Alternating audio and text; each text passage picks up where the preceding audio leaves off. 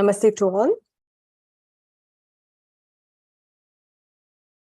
Vakratunda Mahakaya Surya Koti Samaprabha Nirvighnam Kuru Me Deva Sarvakaryeshu Sarvada Shruti Smriti Purananam Alayam Karunalayam Namami Bhagavad Padam Shankaram Loka Shankaram Apara Karuna Sindhum Jnanadam Shantarupinam Shri Chandrasekhara Gurum Pranamami Mudanvaham Gurur Brahma Gurur Vishnu Gurur Devo Maheshwaraha Guru Sakshat Param Brahma Tasmai Shri Gurave Namaha. Om Sahana Bhavatu Sahano Bhunaktu Sahaviryam Karavavahai Tejasvinavadhitamastu ma vidvishavahai. Om Shanti Shanti Shanti. Harihi Om. Shri Gurubhyo Namaha. Harihi Om. Harihi Om. Namaste to all. Today is the third live session of learning Soundarya Lahari. Today we will do Shlokas 6 to 10. Can I have a volunteer who can repeat after me?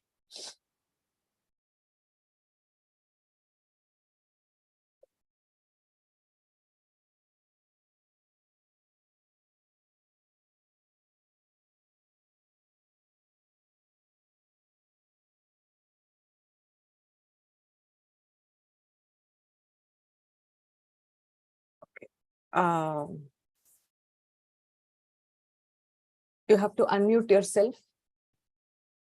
The name is stated as R Spire. Annapurni ji. Namaskaram. Namaskaram. Okay. We'll do the sixth one. Dhanu Paushpam Maurvi. Dhanu Paushpam Maurvi. 2 times. Dhanu Paushpam Maurvi. There is a Visargaha there, so it has to be Fa. Dhanuf Paushpam. Okay. Dhanu Paushpam Maurvi. Madhukaramayi Panchavishikhaha. Madhukaramayi Panchavishikhaha. Twice.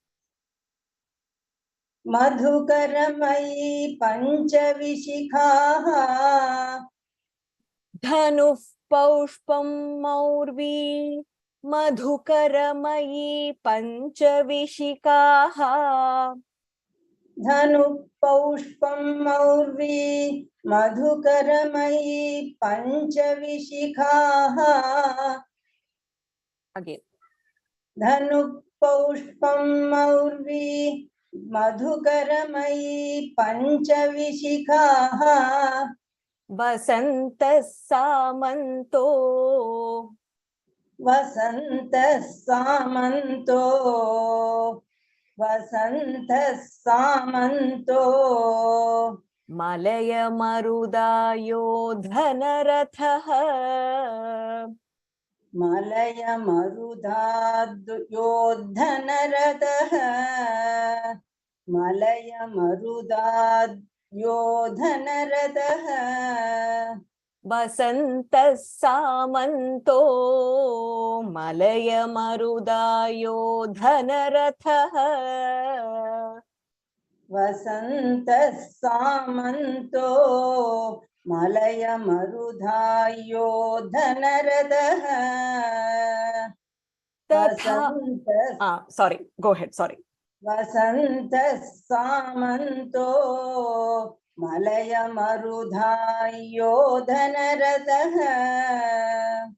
Tathapyekas sarvam. Tathapyekas sarvam. Tathapyekas sarvam. Himagiri sute kamapi kripam. Himagiri sute kamapi kripam.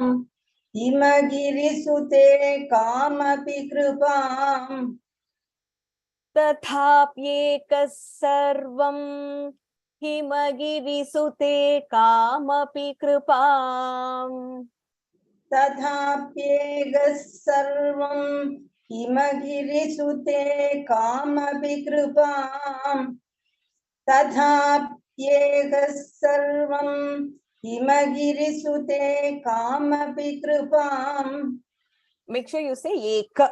Eka sarvam, not ega. एक One more time. तथाप्येकः सर्वं हिमगिरिसुते कामपि कृपाम् अपाङ्गाते लब्ध्वा अभाङ्गात्ते लब्ध्वा अपाङ्गाते, not aba. Apaङ्गाते. अपाङ्गात्ते लब्ध्वा अपाङ्गात्ते लब्ध्वा Very good. Jagadidamanango vijayate. जगदिदमनङ्गो विजयते जगदिदमनङ्गो विजयते अपाङ्गाते लब्ध्वा जगदिदमनङ्गो विजयते. अपाङ्गात्ते लब्ध्वा जगदिदमनङ्गो विजयते अपाङ्गात्ते लब्ध्वा जगदिदमनङ्गो विजयते. Excellent. Two lines we will repeat. Dhanuh paushpam maurvi madhukaramayi panchavishikhaha vasantas samanto malayamarudayo dhanarathah. धनुः पौष्पं मौर्वी मधुकरमयी पञ्चविशिखाः वसन्तः सामन्तो मलयमरुधायो धनरथः. You can say one more time. Chalo go. Ellarkum practice out. You can say. धनुः पौष्पं मौर्वी मधुकरमयी पञ्चविशिखाः वसन्तः सामन्तो मलयमरुधायो धनरथः. मलयमरुदा महाप्राणः कडेयदु. मलयमरुदायो धनरथः. मलयमरुदायो धनरथः. Very good. तथाप्येकः सर्वं हिमगिरिसुते कामपि कृपाम् अपाङ्गाते लब्ध्वा जगदिदमनङ्गो विजयते. तथाप्येकः सर्वं. When you say ek, I am hearing it as eg. Oh, eka. First ka. तथाप्येकः सर्वं हिम इप शरिया इरुक्का? It was correct now. Correct. तथाप्येकः सर्वं हिमगिरिसुते कामपि कृपाम् अपाङ्गात्ते लब्ध्वा जगदिदमनङ्गो विजयते. तथाप्येकः सर्वं हिमगिरिसुते कामपि कृपाम् अपाङ्गात्ते लब्ध्वा जगदिदमनङ्गो विजयते. Very nice. Very beautifully repeated. Can you try the whole shloka? धनुः पौष्पं मौर्वी मधुकरमयी पञ्चविशिखाः वसन्तः सामन्तो मलयमरुधायो धनरथः. तथाप्येकः सर्वं तथाप्येकः सर्वं हिमगिरिसुते कामविकृपाम् अपाङ्कात्ते लब्ध्वा जगदिदमनङ्गो विजयते. Beautiful. Can you just say the first Visarga pronunciation alone? Dhanu Paushpam. What are you saying there? Huh? Dhanu Paushpam. It is not ip. It is ip. Dhanu Paushpam. If the if sound. Dhanu Paushpam Maurvi. Correct. One more time. Dhanu Paushpam Maurvi. Correct. Perfect. Thank you so much. Very well repeated. Shri Gurubhyo Namaha. Shri Gurubhyo Namaha. Radhe Krishna. Radhe Krishna. So in this shloka, let us look at the Mahapranaha. Dhanu, that is a Mahapranaha. The Paushpam, that ish is also Mahapranaha. Madhu Karamayi. Pancha Vishi Khaha, that Kha is a Mahapranaha. In the next line, Malaya Maruda, and the Da is just normal Alpa Pranaha. Yodhana Rathaha. Dha and Tha, both of them are Mahapranaha. In the third line, Tatha, Ta, Tha, second Tha. Apangate Labdhva Idh. That's it. So, Dhanuhu, Vishikhaha, Dhana, Rathaha, Tathap Eka, Labdhva. That's it. The Visarga pronunciation, Dhanuhu. So, together it becomes Dhanuf Paushpam. There should be a if, fruit, for, if pronunciation. Dhanuf Paushpam. Vishikhaha. Because it's at the end of the line, Khaha. Vasanta Samanto, Malaya Maruda. Again, the end of the second line, Rathaha. Tathap Yekas Sarvam. Ekaha Sarvam. So there is a is that needs to be pronounced there. Tathap Yekas Sarvam. That's it. I think we covered all the Mahapranaha and Visargaha. I don't think I've missed anything. Okay. The next one. Uma Bhagini. Namaste Bhagini. Namaskar. Seventh one. Kwanat Kanchi Dama. Kwanat Kanchi Dama. Kwanat Kanchi Dama. Karikalabha Kumbha Stananata. Karikalabha Kumbha Stananata. Karikalabha Kumbha Stananata. Kwanat Kanchi Dama. Karikalabha Kumbha Stananata. Kwanat Kanchi Dama. Karikalabha Kumbha Stananata. Kwanat Kanchi Dama. Karikalabha Kumbha Stananata. Correct. The second time was correct. First time, Kumbhas Stananata. We don't have two sakaraha there. So it is just Kumbha. Take a slight pause there. Kumbha Stananata. Astu Bhagini. Kumbha Stananata. Again, you're saying Kumbhas Stananata. Kumbha Stananata. Kumbha Stananata. Correct. Full line. Kwanat Kanchi Dama. Karikalabha Kumbha Stananata. Very good. Parikshina Madhye. Parikshina Madhye. Parikshina Madhye. Parinata Sharat Chandravadana. Parinata Sharaschandravadana. Parinata Sharaschandravadana. Parikshina Madhye.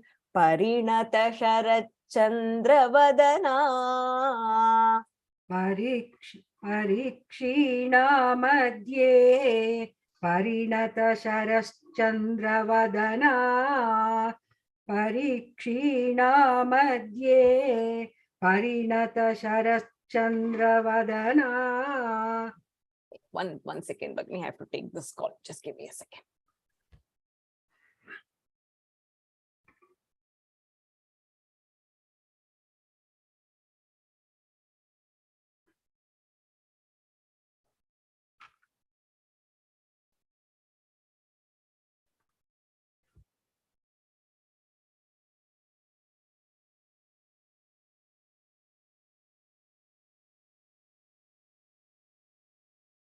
Sorry. We have to move to the third line, right? Yes, Bhagini. Dhanur banan pasham. धनुर्बाणान् पाशम् Srinimapi dadhana karatalaihi. शृणिमपि दधाना करतलैः शृणिमपि दधाना करतलैः Dhanur banan pasham. Srinimapi dadhana karatalaihi. Just repeat a little slower, Bhagini. धनुर्बाणान् पाशम् शृणिमपि दधाना करतलैः धनुर्बाणान् पाशम् शृणिमपि दधाना करतलैः Srini. Not शृणिमपि दधाना करतलैः. Very good. Purastadastam nah. पुरस्तां दास्तां नः Purasta. पुरस्तादास्तां नः Puramatituraho purushika. पुरमतितुराहो पुरुषिका पुरमतितुराहो पुरुषिका Purastadastam nah. Puramatituraho purushika. पुरस्तादास्तां नः पुरमथितुराहो पुरुषिका Kwanat kanchidama karikalabhakumbha sananata parikshina madhye parinata sharachandravadana. वणत्काञ्चीदामा करिकलभकुम्भ स्तननता परीक्षीणा मध्ये परिणतशरश्चन्द्रवदना वणत्काञ्चीदामा करिकलभकुम्भस्तननता परीक्षीणा मध्ये परिणतशरश्चन्द्रवदना धनुर्बाणान् पाशं सृणिमपि दधाना करतलैः पुरस्तादास्तां नः पुरमथितुराहो पुरुषिका. धनुर्बाणान् पाशं शृणिमपि दधाना करतलैः Srini. Srini, Bhagini. Not Shrini. Srini. Sra. Sri.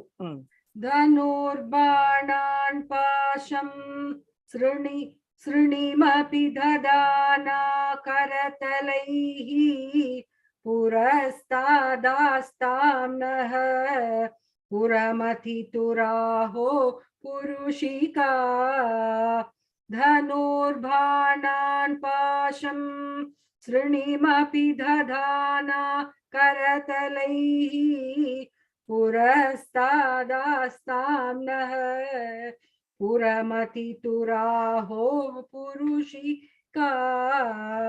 Beautiful. Can you try the whole shloka? Yes, ma'am. Mm. Vanatkanchidama karikhalabhakumbha stananata parikshina madhye parinata sharaschandra vadana dhanurbanan pasham srinimapi dhadana karatalaihi purastadastamnah Puramati turaho purushika. Beautiful. Thank you so much, Bhagini. Very nicely repeated. Dhanyawadaha, Bhagini. Dhanyavadaha. Excellent. In this one, Kwanat Kanchi. So a lot of people who speak Tamil, we generally say Kanji. So instead of J, it should be Ch. Kwanat Kanchi Dama Karikala Bha. That Bha is Mahapranaha. Again, Kumbha. And then avoid saying the double Sakaraha there. Kumbhas Stananata. It is Kumbha Stananata. Parikshina Madhye. Madhye. The Dakaraha there is Mahapranaha. Parinata. Again, Parikshina. Na. Munushurina. The one you say with by rolling your tongue. Parinata. Sharaschandra Vadana. Dhanu. Dhanur. Banan. So in general, when we pronounce this word, we will say Dhanur Bhanan, because the first one is Mahapranaha. We'll continue saying the Mahapranaha. So watch out to say Dhanur Banan instead of Bhanan. Pasham Srini, not Shrini. Srini Mapi, the Dhana. The first the is Alpa Pranaha. The next one is the one with the stress, Mahapranaha. The Dhana Karatalaihi. Purasta. In the last line, Puramathitu. Puramathitu Raho Purushika. That is also Mahapranaha. So Kumbha, so Kalabha, Kumbha, Madhye, Dhanur, Srini, the Dhana, Puramathitu, Purushika, Mahapranaha Aksharani. And then the Naha, so Karatalaihi, when it is I, it becomes Hi. Karatalaihi, Purasta Dastam Naha. Naha. It's the Akara. So it is Naha. Karatalaihi Naha. The two Visarga pronunciation. Okay. So I think many have messaged asking if they can repeat. So I'm trying to get people who have not chanted or who have not repeated or who have not explained until now in the last 2 classes.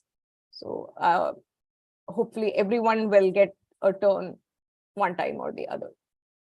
Gayatri Bhagini. Namaskaram. Have you repeated till now? Yeah. You have repeated. Okay. Let me see if somebody else can try. Lata Bhagini.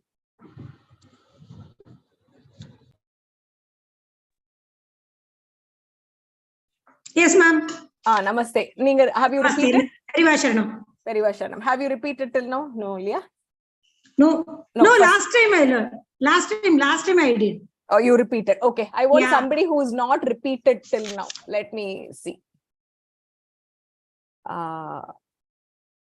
Okay. Bhamati Chandrashekaran. Okay. Let me see. There. Umaji, but you did chant last class, right? So those who have not chanted at all or repeated at all, I'm trying to get those to participate. Namaste. Namaste, Vidya. Namaste. 8th one. Sudha Sindhor Madhye. Sudha Sindhor Madhye. Sudha Sindhor Madhye. All the 3 are Mahapranaha. So you have to say that with a stress. Sudha, Sindhor, Madhye. All the 3 are Mahapranaha. Sudha Sindhor Madhye. Sudha Sindhor Madhye. Very good. Suravitapi Vati Parivrite. Suravidhapi Vadi Parivrate. Suravidapi, Suravidapi Vadi Parivrate. You're looking at Tamil script? I am looking at your screen. Yes, Tamil one. Tamil one. Okay. So after the Varga Aksharam, which is Ka, Cha, Ta, Ta, Pa, if you don't have a number, it is the first version, which is Ka, Cha, Ta, Ta, Pa. So after the Sura, Vita, you don't see a number there. So which means you have to say the first version, which is first version, not the D. Sura, Vitapi. Suravitapi Vadi Again, Vati. Parivrate. Vati. You don't have a number. Vati. Okay. Suravitapi Vadi Parivrate. I am still hearing a slight D. Can you try one more time? Sure. Suravitapi Vadi Parivrate. Vati. Vati. Suravitapi Vati Parivrate. Correct. Sudha Sindhor Madhye Suravitapi Vati Parivrate. Sudha Sindhor Madhye Suravitapi Vati Parivrate. One second. Sudha Sindhor Madhye Suravitapi Vati Parivrate. One second. Just give me a second.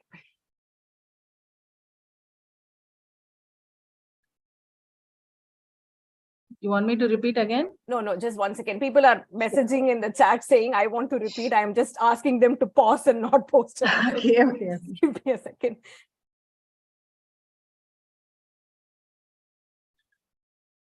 Okay. So one more time. Can you do one more time? Yeah. Sudha Sindhor Madhye Suravitapi Vati Parivrate. Very good. Mani Dvipe Nipo. Mani Dvipe Nipo. Mani Dvipe Nipo. Pavanavati Chinta Mani Grihe. Pavanavati Chintamani Grihe. Pavanavati Chintamani Grihe. So here the second word, Nipo Pavanavati. So we have to pretty much chant the whole line together. Mani Dvipe Nipo Pavanavati Chinta Mani Grihe. Mani Dvipe Nipo Pavanavati Chintamani Grihe. Mani Dvipe Nipo Pavanavati Chintamani Grihe. Very good. Shiva Kare Manche.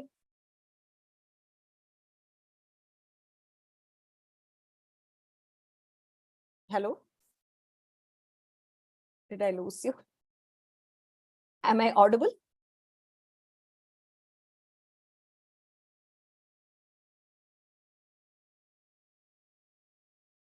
Okay, I'm audible, but I think Bhamati Chandrasekharan, I'm not able to hear her. I think her net got disconnected. Let us see if she is back.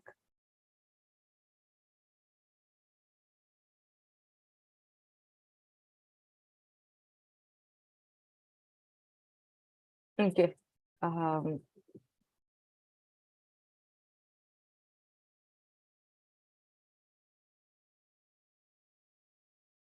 Let's see if she's back. If not, somebody else can continue.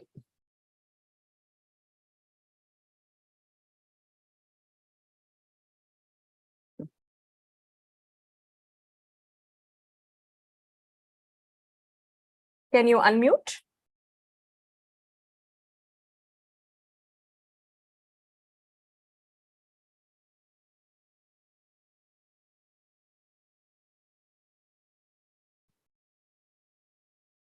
Okay. Aparna Suresh, can you try? Namaste. We'll continue with Shivakare. Shivakare manche. Shivakare manche. Shivakare manche. Paramashiva Paryanka Nilayam. Paramashiva Paryanka Nilayam. Paramashiva Paryanka Nilayam. Shivakare manche. Paramashiva Paryanka Nilayam. Shivakare manche. Paramashiva Paryanka Nilayam. Very good. Shivakare manche. Paramashiva Paryanka Nilayam. Bhajanti Tvam Dhanyaha. Bhajanti Tvam Dhanyaha. Bhajanti Tvam Dhanyaha. Katichana Chidananda Lahari. Sorry. Katichana Chidananda Lahari. Katichana Chidananda Lahari. Very nice. Bhajanti Tvam Dhanyaha. Katichana Chidananda Lahari. Bhajanti Tvam Dhanyaha. Katichana Chidananda Lahari. Bhajanti Tvam Dhanyaha. Katichana Chidananda Lahari. Beautiful. We'll do 2 lines together. Sudha Sindhor Madhye Suravitapi Vati Parivrute Mani Dvipe Nipo Pavanavati Chinta Mani Grihe. Sudha Sindhor Madhye Suravitapi Vati Parivrute Mani Dvipe Nipo Pavanavati Chinta Mani Grihe. Sudha Sindhor Madhye Suravitapi Vati Parivrute Mani Dvipe Nipo Pavanavati Chinta Mani Grihe. Shivakare manche Paramashiva Paryanka Nilayam. Bhajanti Tvam Dhanyaha. Katichana Chidananda Lahari. Shivakare manche Paramashiva Paryanka Nilayam. Bhajanti Tvam Dhanyaha. Katichana Chidananda Lahari. Shivakare manche Paramashiva Paryanka Nilayam. Bhajanti Tvam Dhanyaha. Katichana Chidananda Lahari. Excellent. Can you try the whole shloka? Yes, yes. Sudha Sindhor Madhye Suravitapi Vati Parivrute Mani Dvipe Nipo Pavanavati Chinta Mani Grihe. शिवाकारे मञ्चे परमशिवपर्यङ्कनिलया भजन्ति त्वां धन्याः कतिचन चिदानन्दलहरी. Excellent. Beautiful chanting. Thank you so much. Shri Guru. धन्यवादः भगिनी. Dhanyavada. Mahapranah in this shloka. Sudha, Sindho. So Sindhor, Madhye. Mani, that na is the one where you roll your tongue. Na, the Munushuri na. Nipo. On the second line, it actually is Mani Dvipe Nipaha Upavanavati. So Nipa Upavanavati. So because we cannot split it there, Nipo Pavanavati. There is a slight drag that you have to give when you chant. Chinta Mani Grihe. Shivakare Manche. In general, we say Manjam. So we tend to say Ja instead of Cha. Shivakare Manche. Paramashiva Paryanka Nilayam. Ka, again Paryanga. There is a tendency to say Ga there. Paramashiva Paryanka Nilayam. Bhajanti, that is a Mahapranah. Bhajanti Tvam Dhanyaha. The again is Mahapranah. You have to stress. Mahapranah is where there is more energy that is consumed to stress the alphabet. So that is why it is called Mahapranah. Alpa is short, where you just say Danya, Dhanam, Dama, Dhanyam, Dhanam. Both are wrong examples. So Dama, it is just the, not the. Bhajanti Tvam Dhanyaha Katichana Chidananda Laharim. So Sudha, Sindhoho, Madhye, Sindhor, Madhye. Because of Sandhi, it becomes Sindhor. Madhye, Mani Dvipe, Manche, watch out for that. Paryanka, watch out for that one too. Bhajanti Tvam Dhanyaha. There is only one Visarga pronunciation which we stop. Bhajanti Tvam Dhanyaha. Aha. Because it ends with Ya, it becomes Dhanyaha. Katichana Chidananda Lahari. Okay. 9th one. Subbulakshmi Bhagini. Am Bhagini. Namaste. Namaste Bhagini. Mahimooladhare. Mahimooladhare. Mahimooladhare. Kamapi Manipure Hutavaham. Kamapi Manipure Hutavaham. Twice. Sorry.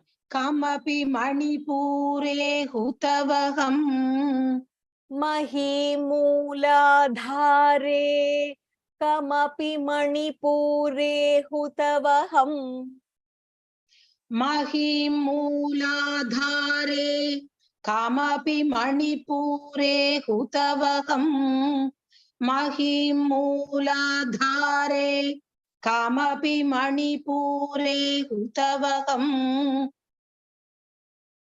Hitam Swadhishthane. All the ones are Mahapranah there.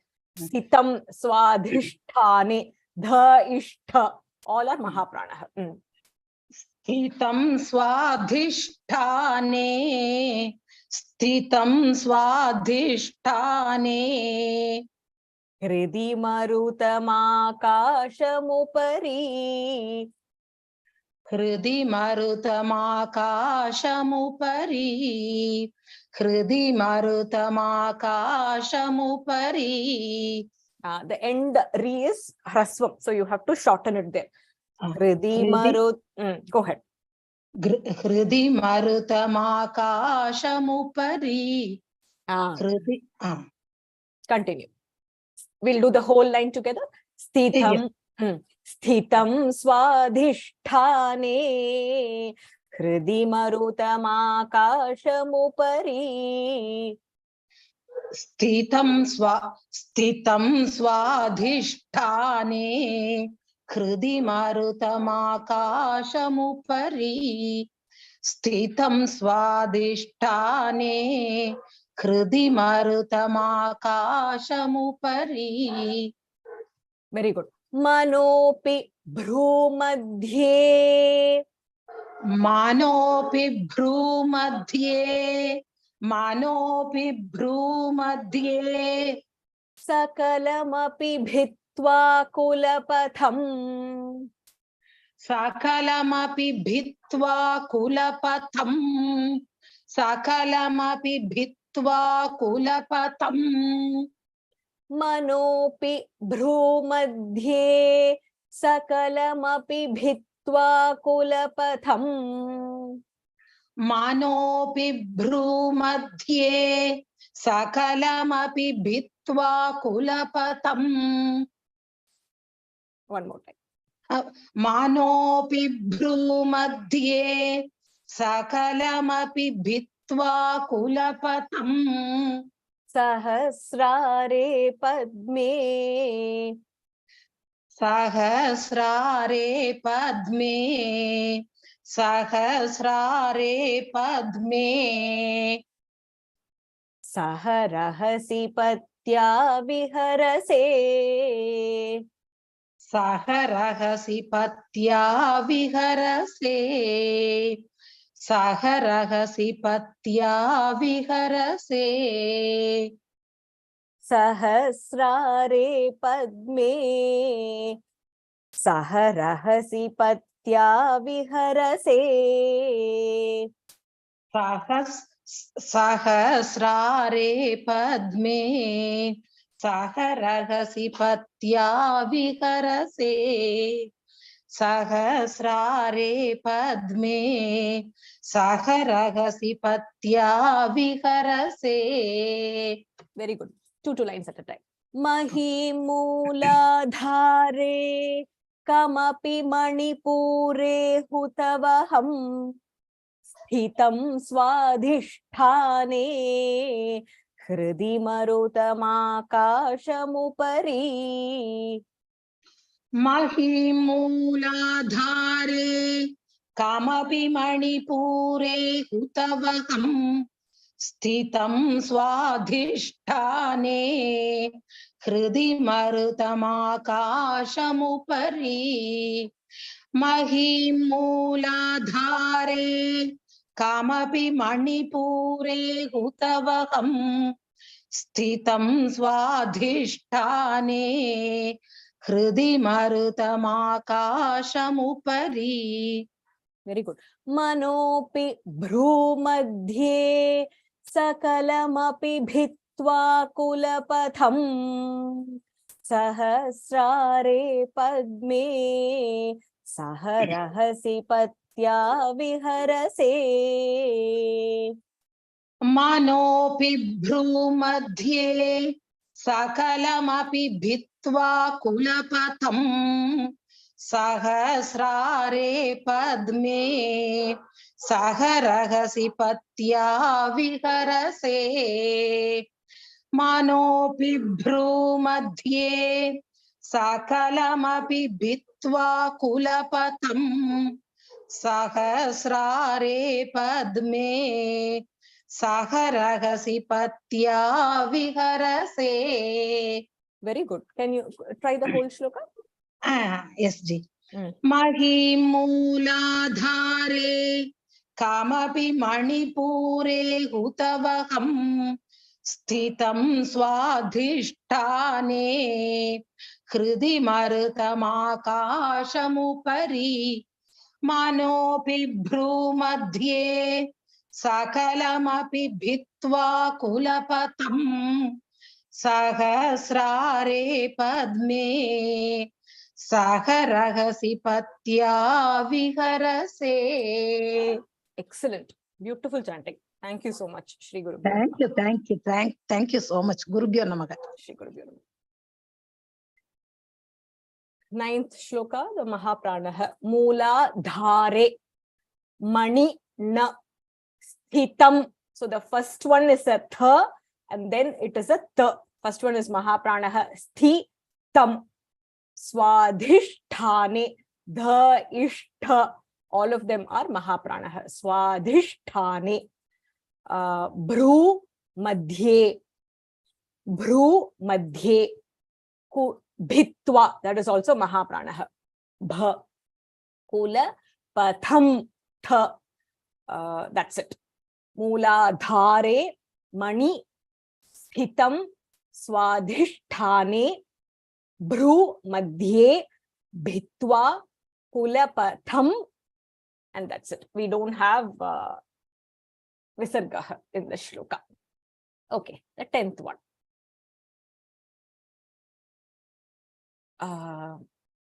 Meenakshi.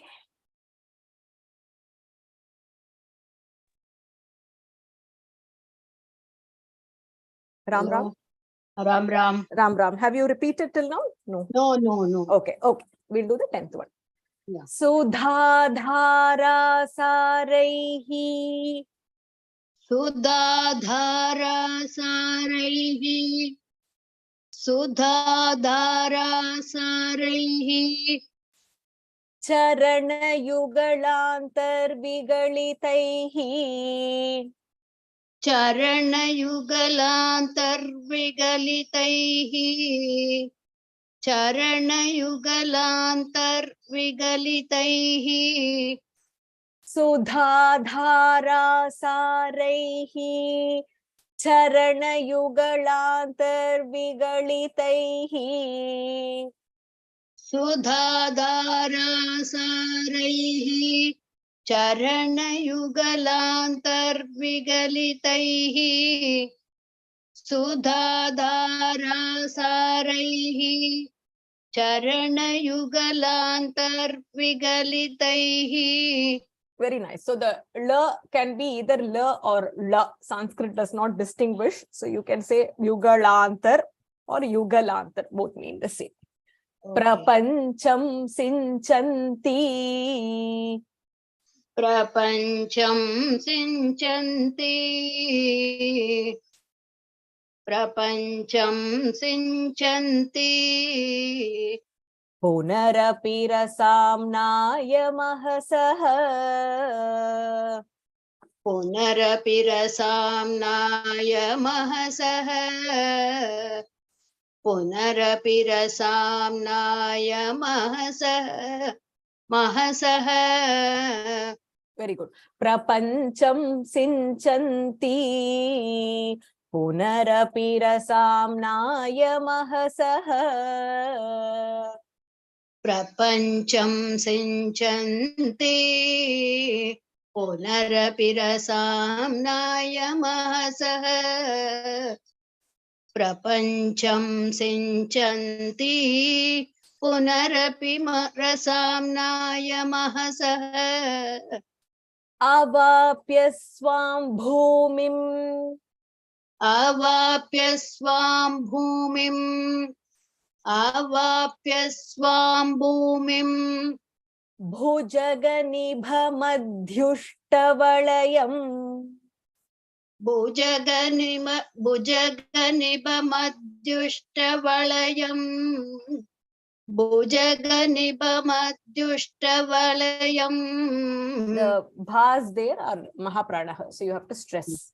Bhujaganibha madhyushtawalayam. Bhujaganiba madhyushtawalayam. Bhujaganiba madhyushtawalayam. I'm not Is it hearing. okay? No, I'm not hearing the stress. Bhuja. Okay, did we lose her? Am I audible? Bhujaganiba. Yeah. Okay. There was a pause in your line, Bhagini. Can you? Acha, and break was there. Okay. Yeah, no problem. Bhujaganiba madhyushtawalayam. What I'm hearing is Bhujaga Niba Madhyushta Valayam. It has to be Bhujaga Nibha Madhyushta Valayam.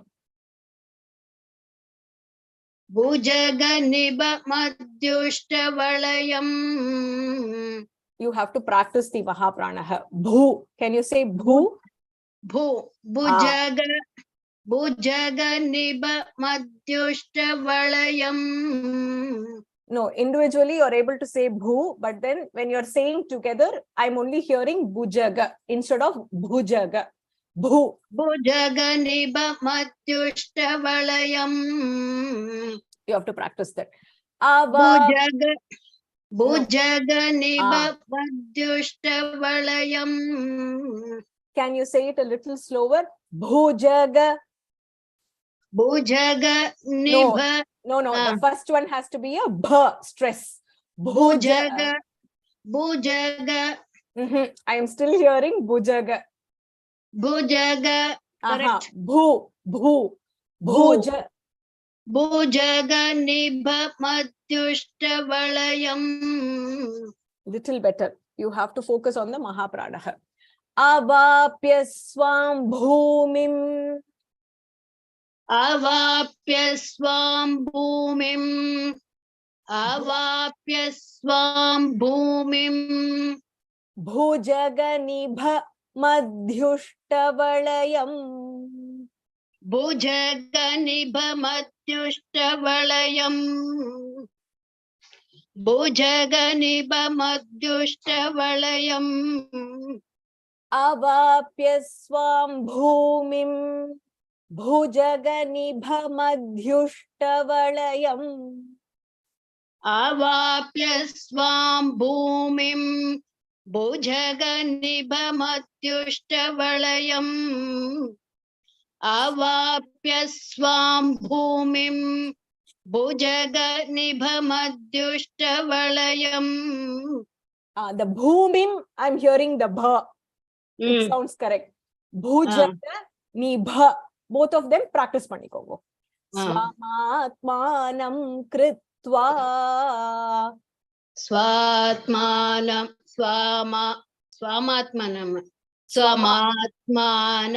kritva. Swamatmanam kritva. Swapishi kula kunde kuharini. Swapishi kula kunde kuharini. You have to make the last one short. Kuharini. That's it. Instead of the dirgham. Swapishi kula kunde kuharini. Swamatmanam kritva. Swapishi kula kunde kuharini. Swamatmanam kritva. Swapishi kula kunde kuharini. Okay, we'll try two lines together. Sudha dhara saraihi charana yugalantar vigalitaihi prapancham sinchanti punarapi rasamnaya mahasaha. Sudhadara sarai charanayugalantar vigalitaihi prapancham sinchanti punarapi rasamnaya mahasaha. Sudhadara saraihi charanayugalantar vigalitaihi prapancham sinchanti punarapi rasamnaya mahasaha. Good. Avapya swam bhumim bhujaganibha madhyushtavalayam. Swamatmanam kritva. Swapishi kula kunde kuharini. Avapya swam bhumim bhujaganibamadhyushtavalayam. Swamatmanam kritva. Swapishi kula kunde kuharini. Avapya swam bhumim bhujaganibamadhyushtavalayam. Swamatmanam kritva. Swapishi Kulakunde Kuharini. Very nice. Can you try the whole shloka? Sudhadhara Saraihi Charanayugalantar Vigalitaihi Prapancham Sinchanti Punarapirasam Nayamasa Avapya Swam Bhumim Bhujaganibamadhyushtawalayam Swamatmanam Kritva Swapishi Kulakunde Kuharini. Very nice. Very nice. Just focus on the Mahapranaha part. Perfect. Okay, thank you, Ram Ram. Ram Ram Shri Gurubhyo Namaha. So in Sanskritam, we don't have the l. So for some words, the l falls into place easily. So it will be in such a way that you say l very easily there. In some words, you will say l, which comes easily. It fits there easily. So we'll say l. Both mean the same. There is no artha bedam when you use l or l. So whichever works, it's totally fine. So charana yugalantar, because we say yuga, la comes easily. The yugalantar seems a little bit off. Yugalantar vigalitaihi. Same valayam. In Tamil we say valayal, which is the la, not the la. So valayam sounds a little more appropriate when we hear it. So bhujaga nibha madhyushta valayam. So instead of valayam. But there is no artha bhedam when you use la versus la. In this one, a lot of Mahapranaha. So Sudha, Dhara, Charana. So here you have to focus on not saying Sharana. Charana is Padam, Sharana is salutation or refuge. So Charana, Padam, feet. Charana Yugalantar Vigalitaihi. Again, we say Prapanjam in Tamil. So we'll tend to pronounce it as Prapanjam. So it should be Prapancham. Prapancham. Again, Sinchanti. There is always tricky pronunciation when it comes to ch and j over a period of time.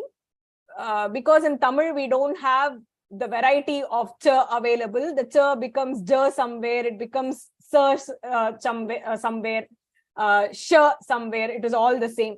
So we have to focus when we are looking at the Sanskritam script.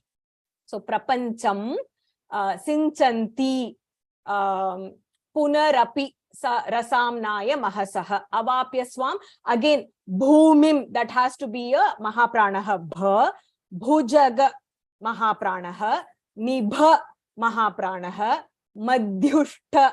The ish is a Mahapranaha, ta is a normal ta. Madhyushta. Swamatmanam kritva swapishi. That sh is a Mahapranaha.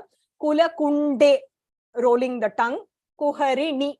Focus on making sure that you don't do a very dirgham at the end because of the tune.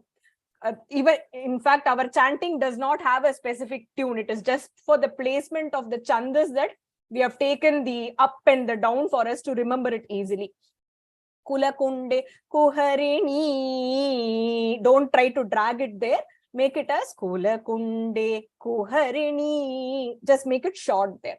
So again, dha, sudha, dhara, charana, prapancham, sinchanti, bhumim, bhujaga, nibha, madhyushta, swapishi, kulakunde, kuharini. There is only three visargaha there. Sudha, dhara, saraihi. When there is a I, it becomes a hi. Sudha, dhara, saraihi. Again at the end, charana yugalantar vigali taihi. Prapancham sinchanti. Again, rasamnaya mahasaha. That's it. So these are the three visarga pronunciation. Any other questions in these 5 shlokas?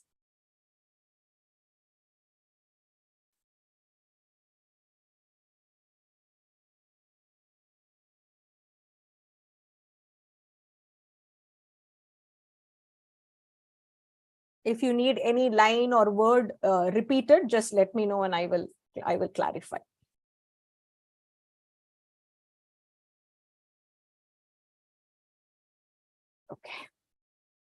Okay, I'll quickly run through the 5 shlokas once and then we will do a Laghu Artha. I have a office meeting at 12:30, so I have to drop off at that time, but we will try to cover it in high level. Dhanuf paushpam maurvi madhukaramayi panchavishikhaha Basanta samanto malaya marudayo dhanarathah tathapyekas sarvam himagirisute kamapi kripam apangate labdhva jagadita manango vijayate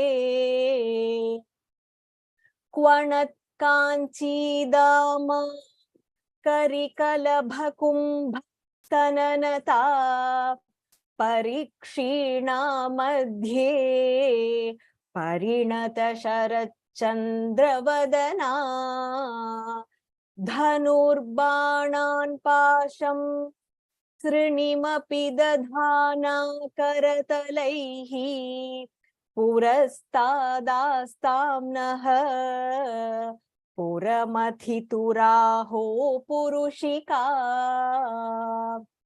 Sudha Sindhor Madhye Suravitapi Vati Parivrite Mani Dvipe Nipo Pavanavati Chinta Mani Grihe Shivakare Manche Paramashiva Paryanka Nilayam Bhajanti Tvam Dhanyaha Katichana Chidananda Lahari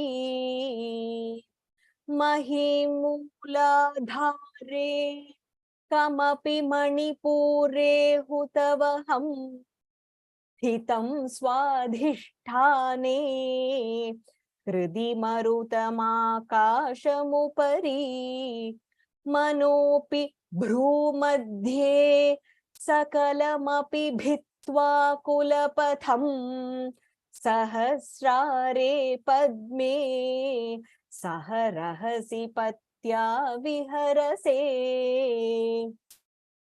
Sudhadhara Saraihi Charanayugalantarvigalitaih Prapancham Sinchanti Punarapirasamnaya Mahasaha Avapya Swam Bhumim Bhujaganibhamadhyushtabalayam Swamatmanam Kritva Swapishikula Kunde Kuharini. Okay.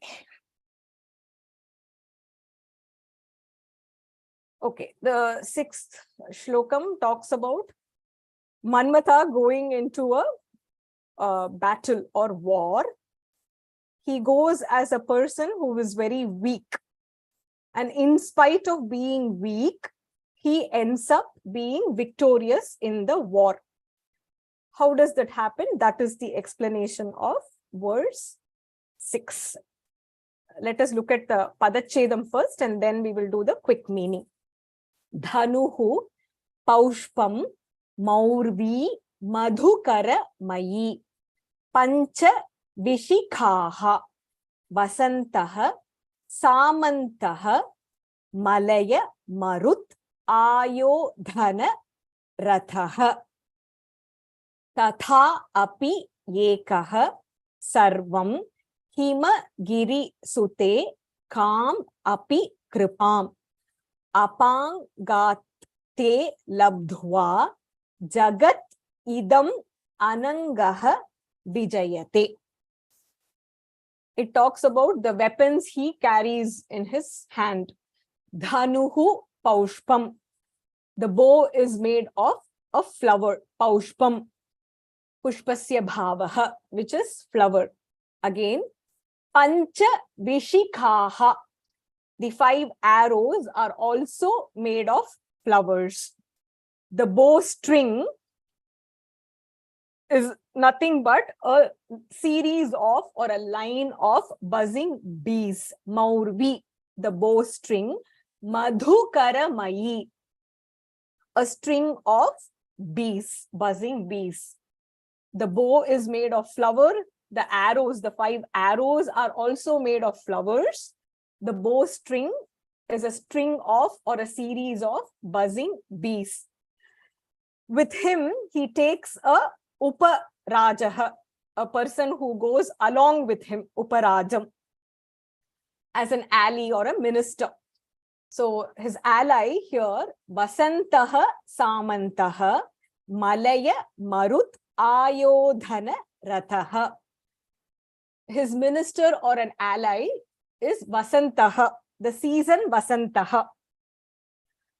Samantaha means somebody who goes along as an ally. Vasantaha goes as who actually doesn't have a form. We only understand that the spring season has arrived by looking at nature and looking for the signs of change. So Vasantaha goes as a Uparaja or a neighboring king who accompanies Manmatha to war. And his Ratha, the chariot, is made of Malaya Marut, the Malaya breeze from the Malaya mountain, or the breeze from the Malaya mountain. So if you look at everything that accompanies Manmatha, it is seen to be very weak. He has weapons which are made of flower. His string is made of bees. His best accompaniment or somebody who is supporting him is the Vasanta season, and his chariot is nothing but breeze from the Malaya mountain. Even then, Tatha Api Ekaha Anangaha, Manmatha, who is supposed to be bodiless. We have seen the story behind how Manmatha was turned into ashes, and then when he came back to life with Ambal's blessings, he was visible only to Rati Devi. So to everybody else, he is Anangaha, without body or limbs. Tata Api, even then, he is addressing, Adi Shankara is addressing Ambal as Himagiri Sute, the daughter of Himavan. Through your kripa, through your compassion, apangate, from the kataksha, from the corner of your eyes, having received that, what does Manmatha do? Sarvam vijayate, jagat idam jagat sarvam vijayate. He wins over the entire universe. The primary goal of Manmatha is to cause disturbance or attraction or delusion in the minds of all the beings in the universe. So in spite of being a weak candidate, he ends up victorious in the war. How does that happen? It happens through the compassion of Ambigai from the corner of her eyes, or just one eye, the Karuna Kataksham for from Ambal's eye. So carrying flower as a bow, 5 arrows also made of flowers, the bowstring, series of buzzing bees, accompanied by the spring season, going in the chariot made of breeze from Malaya mountain. Manmatha, Anangaha, who is bodiless, ends up Vijayate, being victorious. How does that happen? He addresses Ambal, Adi Shankara addresses Ambal as Himagiri Sute, O the daughter of snowy mountain, Himavan.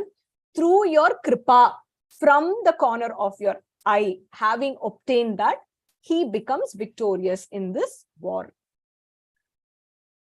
The next one describes Ambal's Swarupam.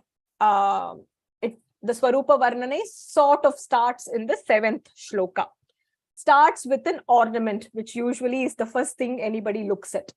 Kwanat, Kanchi Dama, Kari Kalabha, Kumbha, Stananata, Parikshina Madhye, Parinata, Sharat Chandra Vadana, Dhanuhu, Banan, Pasham, Srinim Api, Dadhana, Karatalaihi, Purastat, Astam Naha Puram Mathituhu Aho Purushika.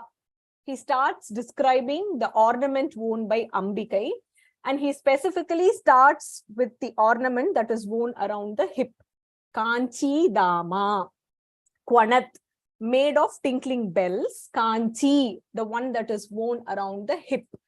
If you look at Ambal's various forms, the form which is described in Soundarya Lahari, in Lalita Sahasranamam, Ambal with 4 hands, carrying the sugarcane bow and flowery arrows and pasham and ankusham, we normally see it in Kanchipuram as Kamakshi.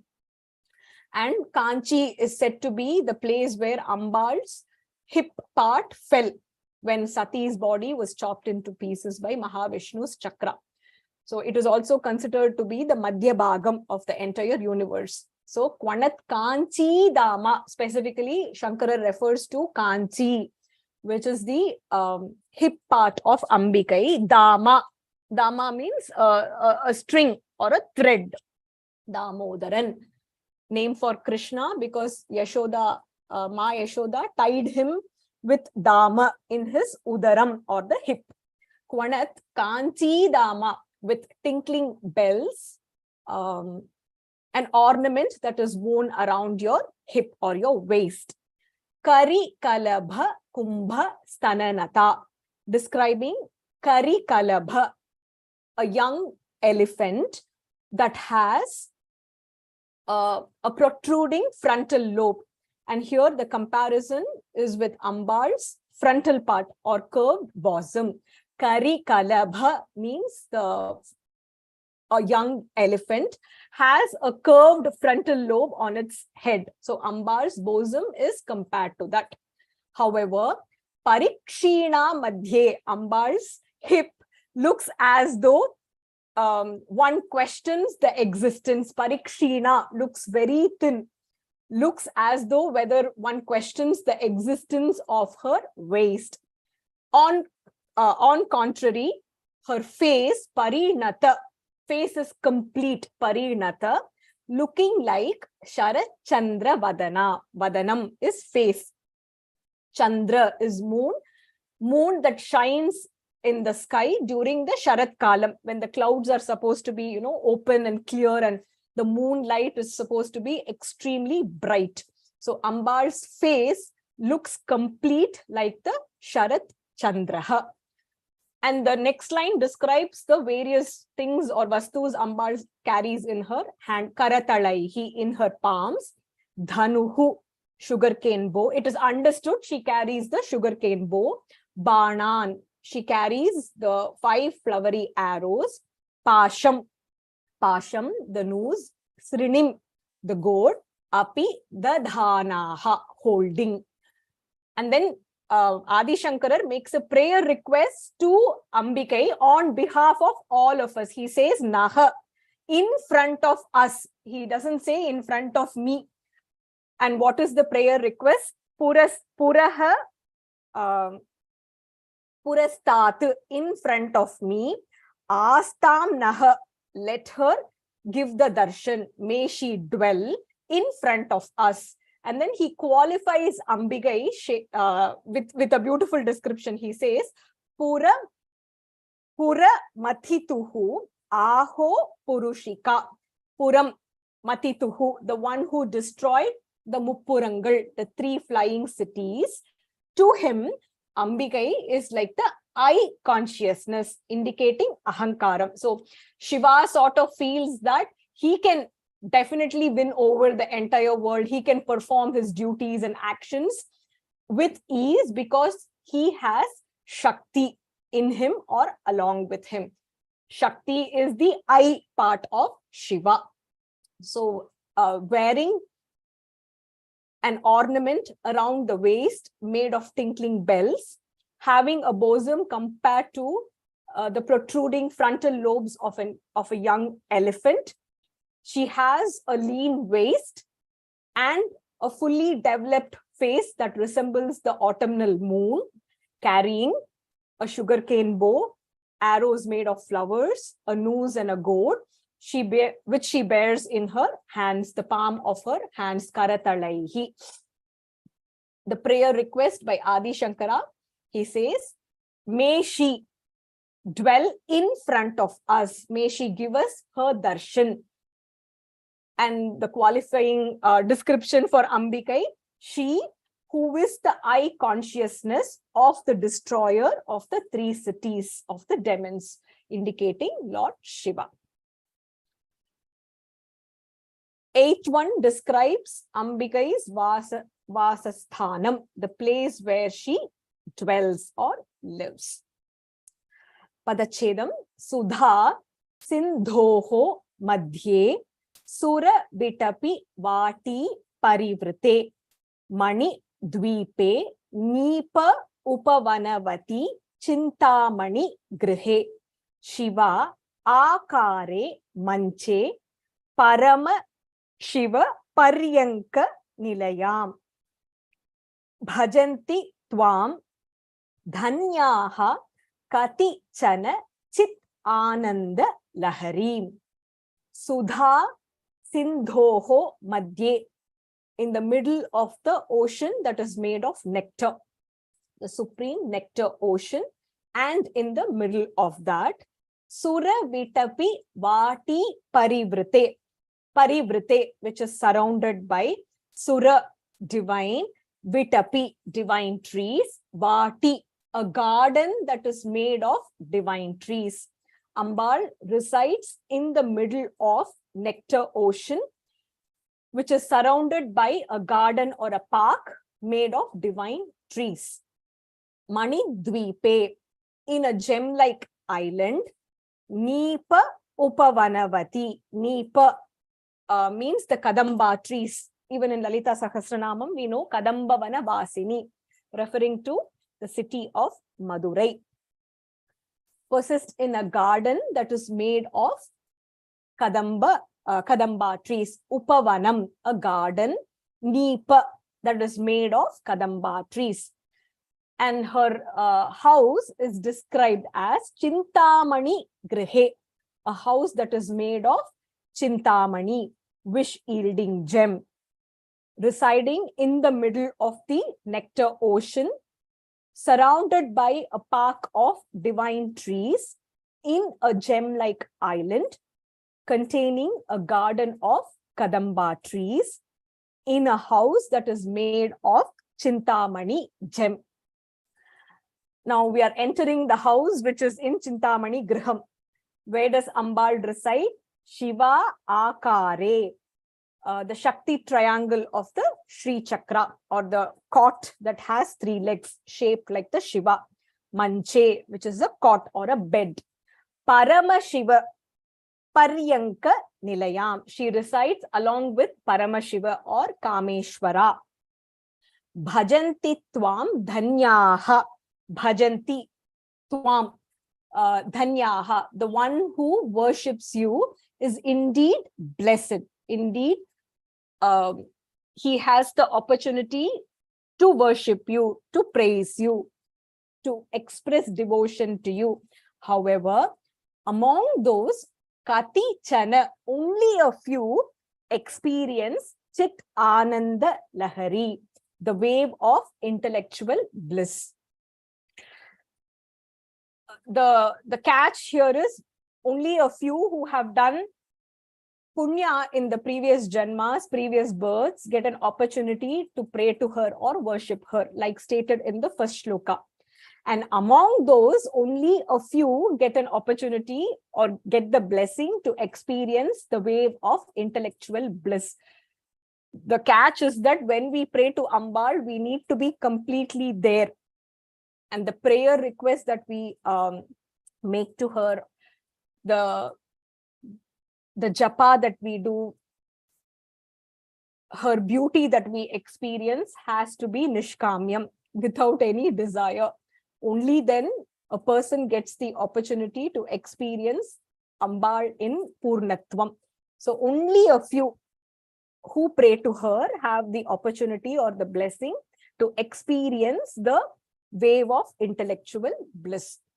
So the description here is She resides in the middle of the ocean that is made of nectar, which is surrounded by a garden of divine trees in an island which resembles a gem, which also contains a garden that is made of kadamba trees.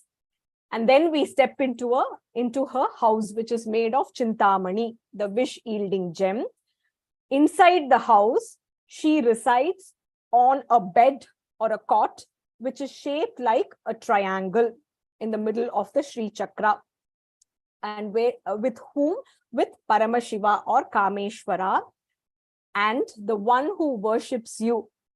Among the people who worship you, only a few, Katichana, only a few, get the blessing to experience the way of intellectual bliss. Okay, the next shloka has comparison between Ambikai, Shri Chakram, Ambikai chakras and the 5 elements along with the mind. Shri Chakram comes much later. The Padachedam, Mahim Moola Dhare Kamapi Manipure Hutavaham Sthitam Swadhishthane Kridi Marutam Akasham Upari Manaha Api Bhru Madhye Sakalam Api Bhitva Kulapatham Sahasrare Padme Saha Rahasi Patya Viharase. The different chakras and the corresponding elements and how and where Ambigai resides is described in the 9th shloka. Mahim Moola Dhare, in the Mooladhara chakra that describes the element earth corresponding to the earth element. Kamapi Manipure, the water corresponding to Manipuram. And then Hutavaham means the fire element, which needs to be read along with the line 2. Sthitam Swadhishthane, the fire element which is present in Swadhisthana. Hridi Marutam Akasham Upari. Hridi Maruta, the air element in the heart, and above that the space element Upari, on top of that.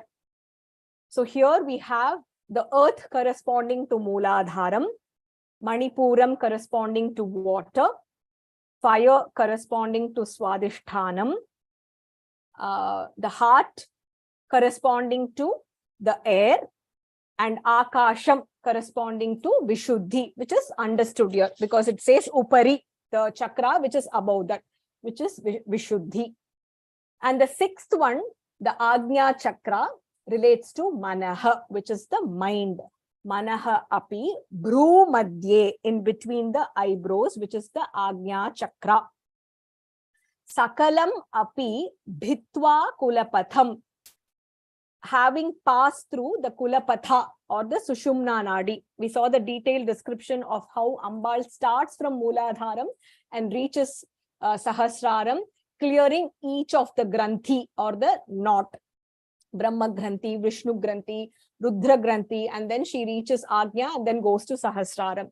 So the path of Kulapatha, which is the Sushumna Nadi, having passed through these, Ambal goes to Sahasrare Padme, the 1000-petal lotus, and there she resides with Patya Saha, along with her consort, Lord Shiva. Viharase Rahasi, she playfully resides, yet secretly. Mahim Moola Dhare, the earth element in the Mooladharam. Kamapi Manipure, the water element in Manipuram. Hutavaham Sthitam Swadhisthane, the fire element in Swadhishthanam. Hridi Maruta, the air element in the heart. Akasham Upari, above the space, the element above that, which is the space element, correspondingly the Vishuddhi chakra. Manaha Api, the mind, also within the Bhrumadhye, in between the eyebrows. Sakalam api bitva, having passed through all of these, Kulapatham, through the Sushumna Nadi or the Kulapatha, Ambal resides in Sahasrare Padme, the 1,000-petal lotus. Patyasaha, along with consort Sadashiva, Paramashiva, Parameshwara. She sports in secret. Viharase Rahasi. She sports in secrecy. Now this talks about how Ambal starts from Mooladharam and reaches Sahasraram. The 10th one talks about Avarohanam, how she comes back and resides as the Kundalini Shakti. Sudha Dhara Sare Asaraihi Charana Yugalanta Digalitaihi Prapancham Sinchanti Punaha Api Rasa Amnaya Mahasaha Avapya Swam Bhumim Bhujaga Nibham Adhyushta Balayam Swam Atmanam Kritva Swapishi Kulakunde Kuharini. Sudha Dhara Asaraihi, the torrential stream of nectar. Sudha is nectar. Asaraihi, like a Dhara Asaraihi, like a continuing stream from where Charana Yugalanta Digali Taihi, trickling from Ambal's pair of feet. Prapancham, in the body. Sinchanti, she infuses. She lights. Punaha api, once again. Rasa amnaya mahasaha. From the luminous collection of nectar, here indicating from Sahasrara, the nectar that flows through Ambal's feet, illuminating the 72,000 nadis in one's body. Rasa amnaya mahasaha. Having reached there, Avapya Swam Bhumim, that is her territory, her Swadesham. Avapya Swam Bhumim, having reached her territory, what does she do? Bhujaga Nibham. Bhujaga Nibha. She coils like a serpent. Adhyushta Balayam, with 3.5 coils, indicating the Kundalini Shakti. Swam Atmanam Kritva, having made herself in a comfortable position, 3.5 coiled serpent. Swapishi, she sleeps through or is in Yoga Nidra. Kulakunde, in the Mooladhara Chakra, Kuharini, that has a hole similar to the stem of a lotus. Sudha Dhara Asaraihi Charana Yugalanta Digalitaihi, with a torrential stream of nectar from which trickles from Ambal's pair of feet. Prapancham Sinchanti Punaha Api Rasa Amnaya Mahasaha. The body is infused once again from the luminous nectar that flows from the Sahasrara, and having reached Avapya Swam Bhumim Bhujaga Nibham Adhyushta Valayam, having reached her territory. Similar to a serpent with 3.5 coils, she makes herself comfortable in her territory. Swamatmanam Kritva, making herself comfortable. Swapishi, she sleeps through, or she is in Yoga Nidra. Kulakunde, in the Mooladhara Chakra. Kuharini, that has a hole similar to the stem of a lotus. Okay. A little more detailed explanation, you can listen from the recordings on the WhatsApp and groups and Telegram channel. So like I said, do not substitute these classes for the recordings. The recordings are a little more detailed and you will be able to absorb the description, the verse, just the joy of Adi Shankara describing Ambikai a little more in depth. So you should focus and give some time to the recordings and listen to them whenever you find time. Okay, I have to end the class now. Om Purnamadav Purnamidam Purnat Purnamudachyate Purnasya Purnamadaya Purnameva Vasishyate. Om Shanti Shanti Shanti. Harihi Om Shri Gurubhyo Namaha. Harihi Om. Harihi Om Tat Sat Kariyavasharanam Shri Gurubhyo Namaha. Next week we will do a revision of Shlokas 6 to 10. We can have volunteers come and chant and also do the description of the explanation.